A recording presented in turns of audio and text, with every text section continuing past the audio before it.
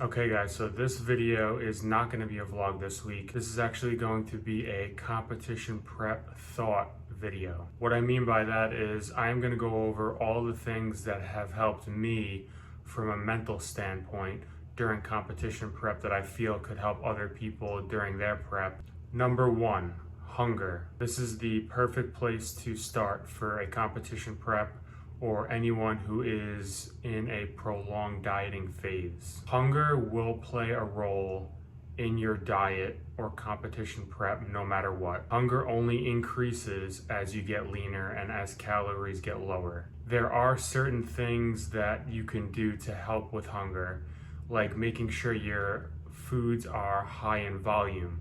So think getting a lot of food in your stomach for a low amount of calories. Perfect example, broccoli. You could eat pounds of broccoli and it's hardly going to make a dent into your caloric intake. So you could apply that mentality to any kind of food. The more volume of food you're getting per calorie equals high volume food. So as you diet, as you get leaner and your calories drop, you want to increase the volume of your food to fill up your stomach, which signals to your body that you're more full or you're taking in more food and calories than you actually are. Another good way to limit hunger is carbonation. So diet sodas can trigger hunger. I feel that the carbonation from a conservative amount of diet soda or seltzer water is enough to fill your stomach up with bubbles, so you might have more gas, and not too much to where you're taking in all those sweeteners and that's sparking your hunger signals. Sleep. You want to sleep as much as possible to keep cortisol levels down, which increases hunger. Stress. We want to keep stress as low as possible to limit cortisol increases as well. Number two, fatigue. Fatigue's going to increase as you get closer to competition. The longer you've been dieting, the lower your calories, the lower your body fat. Sleep, number one. Stress, keep it low. These are givens, so this applies to hunger as well, as I mentioned earlier. But just acceptance of fatigue, knowing that it's part of the process.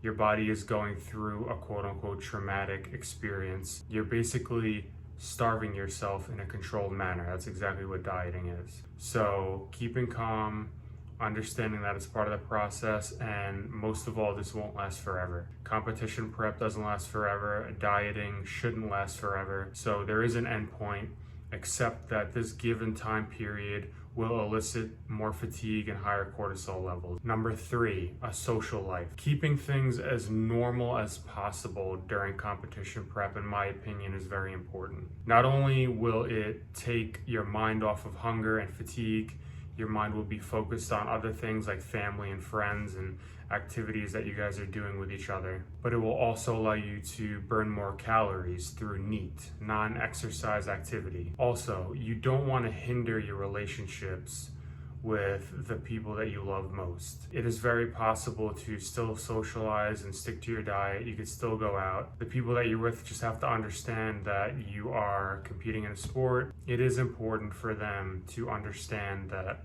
this is something that you're working hard and doing, and most people will respect you and show admiration. Another thing, family and friends should elicit good feelings from you. So from a psychological standpoint, this is excellent. So that could lower cortisol. Unless you don't get along with your family or friends or your girlfriend, then maybe you should pull back a little bit. We always want to focus on lowering stress. Stress is the killer, as I say, and it's true, especially for bodybuilding. Number four, communication. I make it a point to communicate with my friends and family and anyone that I'm really dealing with on a daily basis that I will be changing from a personality standpoint. My demeanor is not going to be the same in the off season when I'm eating as much food as I want and I'm not dieting, versus 2 months out from competition when I'm eating no calories, still training 4 hours a day, and my body fat is lower than any human should ever have their body fat. Demeanor will change 100%. That doesn't give us the right to act rude, but it's important to let those around you know it's not them. I'm competing in a sport.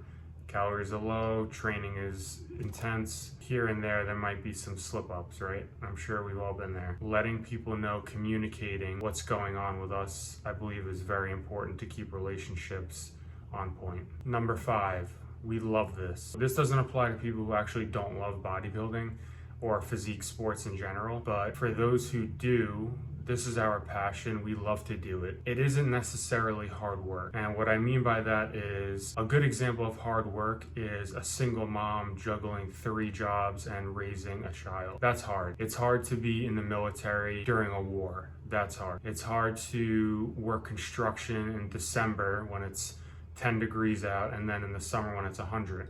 That's hard work. Bodybuilding is not hard work.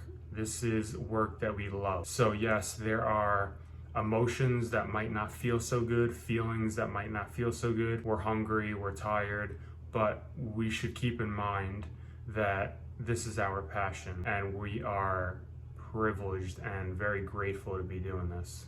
Number 6, how we look doesn't matter. How we look doesn't matter until competition day. That's the only time that it really matters. It's inevitable for us bodybuilders in particular to flatten out. As we get leaner, calories get lower, our muscles are just not full anymore, especially if you're really pushing world-class conditioning. Thinking about how crappy you may feel or look isn't conducive to being as successful as possible in the sport. Keep in mind that it doesn't matter how you look at the beach or going to the grocery store or even in the gym. If you're a competitive athlete, competition day is the only time performance and quote-unquote looks for physique sports actually matter. So let's keep that in mind. 7, stick to what got us here.